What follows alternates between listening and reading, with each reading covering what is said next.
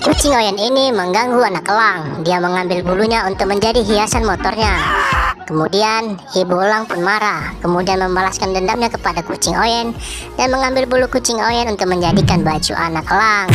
Dari sini Oyen melaporkan kejadian tersebut kepada ibunya, yaitu harimau. Harimau membalaskan dendamnya, sedangkan ibu elang juga bekerja sama dengan panda. Mereka akan beradu kekuatan. Namun apa yang terjadi?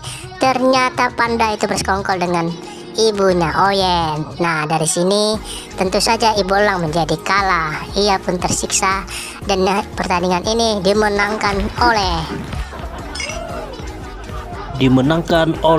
Oyen.